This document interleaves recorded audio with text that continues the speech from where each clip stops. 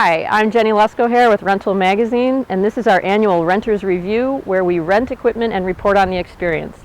Today we have a post hole digger that we're going to use to dig 6 holes so my friends Nick and Kayla can build a play set in their backyard for their boys. Over here we have the post hole digger and this beautiful tree, and let's see what happens. Okay, so I've never used a post hole digger before. I've heard these things are a beast to operate. So I'm going to brace myself while Nick starts the engine, and then we're going to see how this first hole goes. All right, switch. All right. Turn it on.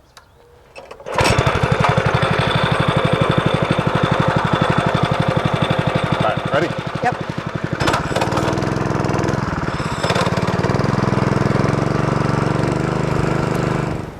I rented the post hole digger from an independent rental center I'd never rented from before.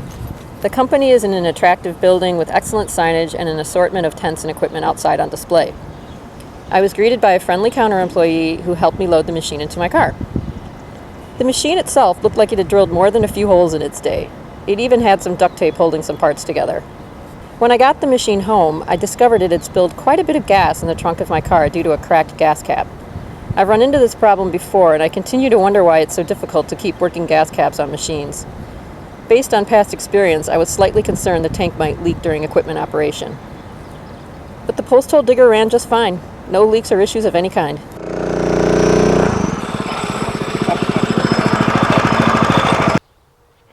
So we're halfway through the project, and we have 6 sort of halfway dug holes. We keep hitting tree roots, which is kind of frustrating.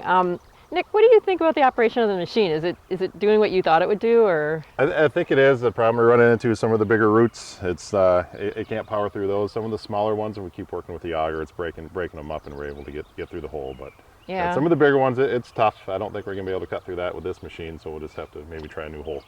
We've tried sawing through the roots, but some of these things are pretty big. Too big. So anyway, part 2 starts now. So we are at the stage of this project where we needed to install the extension on the bit. So I think that's something like a 2-foot extension. And that's going to allow us to go deeper than the, I think that's a 36-inch bit, maybe. So it should be interesting to watch because now the machine is going to be up higher than I am. So we'll see how it goes. All right. When I returned to the rental center, I told the counter employee about the leaking gas and asked if they could waive the $12 fuel charge as a result, which they agreed to. Overall, this was a successful rental. The equipment performed as expected, despite its condition, and employees were generally helpful and courteous. My main critique is what appears to be a casual attitude towards equipment inspection and maintenance. I didn't make a big deal out of the gas that seeped into the trunk of my car, but some people might have, and might even decide not to rent from this company again as a result. In the end, it's just a good idea to remember that equipment condition matters as it leaves a lasting impression on the customer. Okay, so we are finished here with our project. What did we accomplish, Nick? Well, we got 4 of the main holes dug. The corner holes, I think, are going to be good. We didn't get quite deep enough on some of the other ones, but that's all right. I can make it work with what we have. So. Okay. What would you say? Would you rent another post hole digger like this? I would. I've seen them used on attachments for bobcats that made work a breeze. Unfortunately, I don't have access to a bobcat, so if I need to do smaller projects like this with just a handful of holes, and I'd probably rent it again. Yeah. Yep. Okay. Well, before we started, I had been told by a lot of people that these machines really beat you up, and when you're trying to hold on, it'll whip you around. And honestly, I didn't think it was quite as bad as that. I mean, I know I'm going to hurt tomorrow, and it's definitely requires a lot of muscle, but it wasn't.